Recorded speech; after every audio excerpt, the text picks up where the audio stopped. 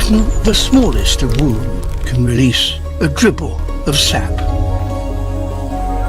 Here, when temperatures drop, the emerging liquid can freeze and form icicles.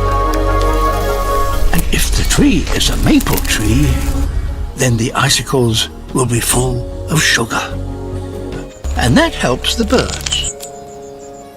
A real delicacy. The sapsicle.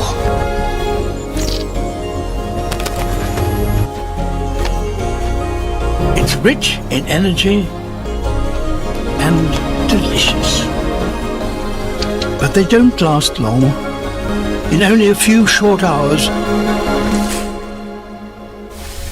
the banquet is over.